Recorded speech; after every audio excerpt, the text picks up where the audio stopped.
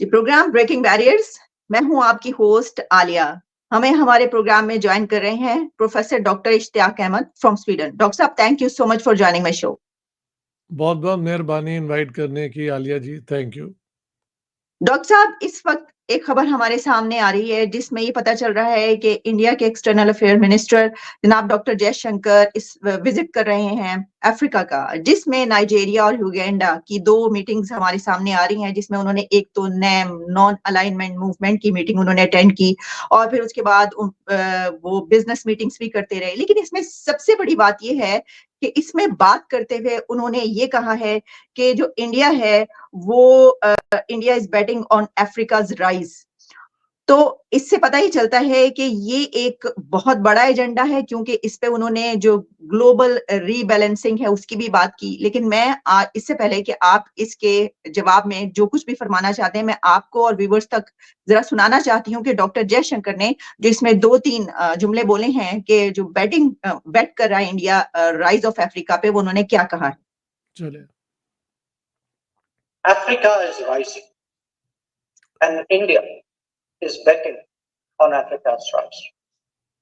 We are betting on Africa's rise because by any objective assessment, today there is so much going for Africa in terms of demography, in terms of resources, in terms of ambition, in terms of increasingly of policy alignments that clearly portend a very different, a much more positive future in the very short term. Now, we are betting on Africa because, as the president of NIBC reminded us, we have a shared past, not always a happy history, not between us, but between us and some other people. But it is a history which has engendered an enormous solidarity. And that solidarity today makes me say very clearly that for us, when we speak about a changing global order, we clearly today, India, as I said, the most populous country in the world, the 5th largest economy, a $4 trillion approximate GDP. For us, the reordering of the world, the rebalancing, the multipolarity of the world will not be complete until Africa takes its due place. तो doctor साहब, आप इस visit को कैसे देख रहे हैं? Sir, second largest continent of this world Africa में वहां पर जाकर ये वाली बात करना, इसका मतलब है कि इंडिया अब as a global leader Africa को भी लीड कर रहा है। सर, क्या कहेंगे इसके? बड़ी इंटरेस्टिंग, ये मैंने जो उनके ये सुनी है arguments, Africa is rising and India is betting on Africa's rising, very interesting words. और देखें, जयशंकर तो एक प्रोमिनेंट फॉरेन मिनिस्टर हैं, बड़े आउटस्टैंडिंग हैं फ्रॉम देखा जाए। लेकिन ये सारी बैकग्राउंड एक्चुअली जब अफ्रीका की आज़ादी की मूवमेंट चल रही थी, तो ख़ास तौर पे साउथ अफ्रीका में इंडिया ने बड़ा पॉजिटिव रोल प्ले किया था आगे बढ़ बढ़ के। तो नेल्सन मंडेला ने भी माना है इंडिया की फेवर्स को। और ये अब जाहिर है, when he says Africa is rising, तो वो इतने सालों की कॉलोनियल एक्सप्लॉयटेशन के बाद जब एक मुल्क आज़ाद होता है, तो फिर उसके पास चांस होता है आगे बढ़ने का। अब अफ्रीकन मुल्कों ने जो बॉर्डर बन गए थे उनको मान लिया, उन्होंने कहा हमने जंग नहीं करनी। तो ये सारे फैक्टर अब कन्वर्ज कर रहे हैं। और जिस तरह एशिया की इकोनॉमी आगे बढ़ रही है, तो अफ्रीका की भी बढ़ रही है। अब देखें, पहले अमेरिकन और ये ब्रिटिश फ्रेंच जो ये हैं, ये अफ्रीका की डेस्टिनीज को कंट्रोल करते थे। लेकिन उसके बाद चाइनीज फैक्टर हो गया। अब India is going to come, और ये जो वर्ल्ड ऑर्डर की बात कर रहे हैं डॉक्टर जयशंकर, ऐसा ही वर्ल्ड ऑर्डर होना चाहिए जिसमें कई प्लेयर्स हों और किसी के पास मोनोपोली ना हो कि वो बाकियों को चुप करा दे या उनके इंटरेस्ट को वो ओवरराइड कर ले। तो very sensible statement, very carefully worded. Betting is a very interesting way of looking at the rise of Africa, and they want to be on the winning side in the betting. वो उनके साथ industrial developmental cooperation करेंगे। यही India का charm है कि cooperation के ज़रिए, इन्वेस्टमेंट्स के ज़रिए वो अपनी एक गुडविल, सॉफ्ट पावर जो है उसको बढ़ा रहे हैं। और वाक़ई जो पुराना ज़माना था, जिसमें वही चंद यूरोपियन पावर्स या अमेरिका दुनिया को डिक्टेट करता था, वो अब नहीं रहेगा, ये बदलता जाएगा। तो this is very well worded statement of the Indian foreign minister. So let's see कि आगे क्या होता है। जी। अच्छा डॉक्टर साहब, इसी पे इससे एक दिन पहले Elon Musk, the richest billionaire of this world, और जानते हैं आप, एक बहुत ही मोस्ट इन्फ्लुएंशियल पर्सन इस वक्त कहा जाता है उनको दुनिया का, उन्होंने ट्वीट किया और ये कहा कि दिस इज एब्सर्ड कि इंडिया एक द मोस्ट पॉपुलस कंट्री होने के बावजूद यूएनएससी की मेंबर परमानेंट सीट जो है उसके पास नहीं है। और उसको उन्होंने ना सिर्फ इंडोर्स किया बल्कि साथ ही उन्होंने अफ्रीका की भी बात की। उन्होंने कहा अफ्रीका और इंडिया, ये इनको जो है इसमें होना चाहिए। तो डॉक्टर साहब, आप क्या समझते हैं कि अब आगे सितंबर में एक समिट आ रही है जो कि उसमें यूनाइटेड नेशंस में अब एंटोनियो गुतेरेस ने भी इसके ऊपर बात की थी और अफ्रीका के हवाले से कहा था कि कंसिडर किया जाए। तो आप देख रहे हैं कि एक तो ये कि जो एलोन मस्क ने कहा है उसके ऊपर आप क्या कमेंट करना चाहेंगे, और इंडिया क्या आगे चल के अनकरीब यूएनएससी की उनको परमानेंट सीट मिलने वाली है? मिलनी चाहिए, मिलने वाली तो बड़ी पुरानी है। मेरे ख्याल से इंडिया को ये एक्सक्लूड करना गलत है। अगर चाइना वहाँ बैठा हुआ है और कहते हैं चाइनीज़ ही हैं, सो अपोज़ करते हैं बाकी सारे मुल्क, ये अमेरिकन्स भी इंडिया के फ़ेवर में नहीं थे, अब जाके हो रहे हैं कहीं। The Americans are always very difficult to understand, लेकिन लगता है कि अब वो भी, मैंने वैसे अमेरिकन्स को ये कहते नहीं सुना। ये जो वो मस्क ने कहा है, तो ये बड़ी पावरफुल एक आवाज़ है आज की दुनिया में।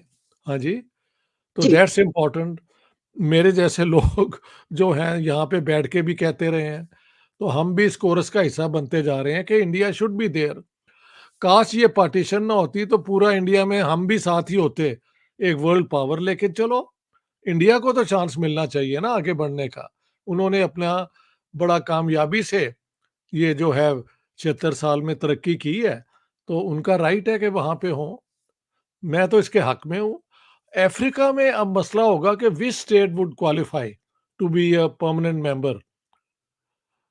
देखिए, परमानेंट मेंबर बनने के लिए आपकी बहुत बड़ी इकोनॉमी होनी चाहिए। आप वो अफ्रीका में मुझे एकदम कोई स्टेट नज़र नहीं आती। नाइजीरिया इज़ द बिगेस्ट मेरे ख़्याल से, लेकिन उनकी भी कोई वो नहीं है स्टैंडिंग अफ्रीका के अंदर भी कोई बहुत बड़ी। तो अफ्रीका भी रिप्रेजेंट होना चाहिए, very good, but India definitely ठीक है। मैं I have been in favour of it for a long time, और कोई पाकिस्तान को उससे नुकसान नहीं है। स्टेटस को जहाँ पे रहे वहाँ ही काफ़ी है। मेरी ये पोजीशन है। तो डॉक्टर साहब, वो कश्मीर का मुद्दा जो पाकिस्तान अक्सर उठाया करता है, वो तो इंडिया वहां पे होगा तो पाकिस्तान कहेगा ये तो हर चीज वीटो हो जाएगी, तो वो तो बड़ा एक खौफ है कि अगर इंडिया को लेकिन परमानेंट सीट मिल गई ये तो डिलूजन पाकिस्तान है, का क्या बनेगा? ये डिलूजन है। इंडिया के वहाँ ना होते हुए कितनी दफ़ा ये उसके ऊपर कोई बात हुई है, और जब बात हुई है तो ये इल्ज़ाम उन पे लगा देते हैं। वो इनका रिकॉर्ड दिखा देते हैं ह्यूमन राइट्स वायलेशन का, बलूचिस्तान, अहमदियों के साथ, हिंदुओं के, वो सारों का नाम ले देते हैं, तो बात वहाँ पे ज़ीरो हो जाती है। ये बिल्कुल नॉनसेंस किस्म की वो पाकिस्तान की एक्टिविटीज़ हैं। मैंने तो बताया है कि यूएन चार्टर के अंदर चैप्टर 6 के अंडर है ये कश्मीर का डिस्प्यूट। ये सुन लें दोबारा। Which means UN has a facilitator role. It only can facilitate a peaceful resolution. अगर ये दोनों माने, तो इंडिया तो कहता है कि 72 शिमला एग्रीमेंट के बाद, जहाँ पे लिखा हुआ है कि बायलैटरली हम अपने मसले हल करेंगे, no third power has any reason to be there. एक तो वो ये कहते हैं, कोफी अनान जो थे अपना सेक्रेटरी जनरल, उनकी जी। स्टेटमेंट मेरे सामने है कि द कश्मीर डिस्प्यूट जो है उसको हमने हटा भी दिया हुआ है। फिर बाद में सुना दोबारा किसी ने डाल दिया लिया, बट वहाँ पे इतने 100 डिस्प्यूट्स हैं, they are just a formality, क्योंकि डिस्प्यूट्स चलते रहते हैं, उनका जिक्र हो जाता है, लेकिन इंडिया का वहाँ पे चला जाना ही बेहतर है एशिया के लिए, और ज़रा बैलेंस हो जाए इस इलाके में। ठीक। अच्छा डॉक्टर साहब, इसमें अब जैसे चाइना है, चाइना के पास वीटो पावर है, तो लेकिन पाकिस्तान की इतनी तो हैसियत है नहीं कि वो चाइना को डिक्टेट करेगा कि तुम ये कहो और ये करो और इंडिया को ना आने दो। चाइना तो डिक्टेट कर सकता है पाकिस्तान को, पाकिस्तान तो चाइना को नहीं डिक्टेट कर नहीं सकता। कर सकता। हुँ, अब चाइना शायद अभी तक वीटो ही अपना एक्सरसाइज करे, लेकिन अगर चाइनीज और इंडियन अपने ताल्लुकात जरा बेहतर कर लें तो फिर मेरे ख्याल से वो मसला भी हल हो जाएगा। रशियंस तो सपोर्ट करेंगे, और ये ब्रिटिश और ये French, they are third rate powers now, लेकिन ठीक है, वो अभी तक वहां ही है।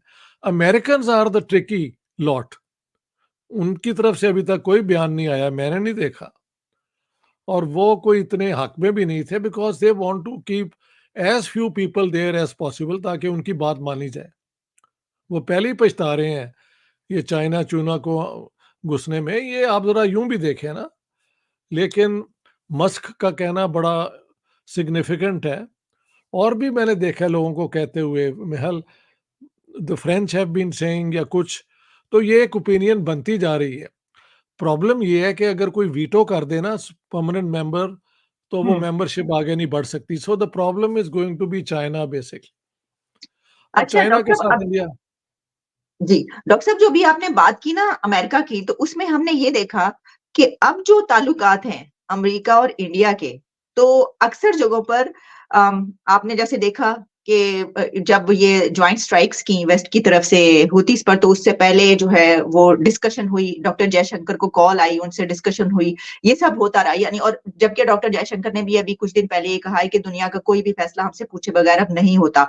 तो अब जो इंडिया और अमेरिका की रिलेशनशिप है, उसमें क्या आपको लगता है कि जो पहले का स्टैंड था अमेरिका का, अब वो चेंज होगा और वो ये देखेगा कि चलो चाइना के सामने अब हम इंडिया को भी इसमें होना चाहिए? क्या आप ऐसा देख रहे हैं? मैं आपके इस ऑब्जर्वेशन से ना अग्री करना चाहता हूँ कि शायद इस तरह भी सोच रहे हो, लेकिन इंडिया का होना लाजमी भी तो है ना, क्योंकि अब कौन सी पावर एशिया में रह गई है जो डेमोक्रेटिक भी है, इलेक्शंस भी होते हैं और सेकुलर भी है। अब खैर इंडिया में एक बहस चल रही है कि ये किस किस्म की सेकुलरिज्म होगी इंडिया के अंदर, तो देखेंगे क्या फर्क पड़ता है, लेकिन फिलहाल तो वो सेकुलर स्टेट है और वो डेमोक्रेटिक भी हैं, उनके इलेक्शन भी होने वाले हैं। हुँ, तो India stands a good chance कि अमेरिकन भी अब दे कम अराउंड। पहले वो इतने उन्होंने कोई इंटरेस्ट नहीं दिखाया, अ, लेकिन अब अगर मेरे ख्याल they will be more sympathetic to it, more positive to it. The problem is going to be China कि हुँ। if they veto then what can be done, उसका मुझे नहीं अब पता कि चाइनीज कैसे इस पे करेंगे फाइनली वोट। ठीक। अच्छा डॉक्टर साहब, ये जो हम अभी बात कर रहे थे इस पे जो कि अफ्रीका में इस वक़्त हो रहा है, तो ग्लोबल साउथ की हम जब बात करते हैं तो हमें पहले ही नज़र आता है कि उसको लीड करता हुआ इंडिया नज़र आ रहा है। और जो अफ्रीका की एक जगह है, उसको अगर उसकी जगह दिलवाने की बात की जाती है, तो उसमें इंडिया ही आगे है और वही ये वाली बात कर रहा है। तो सर उनकी जो ट्रेड है ना, वो अब 13 टू 15 बिलियन डॉलर तो पहले ही है, लेकिन उसको 30 बिलियन डॉलर्स तक लेके जा रहे हैं। लेकिन डॉक्टर साहब क्या वजह है कि पाकिस्तान के जो स्टेक्स हैं या पाकिस्तान की प्रेजेंस जो है वो साउथ अफ्रीका में हमें नजर नहीं आती? यानी किसी किस्म के ताल्लुकात, कोई आना-जाना, कोई इस तरह की बात आगे बढ़ के करना, तो क्या इसमें इतना अलग-थलग क्यों है पाकिस्तान?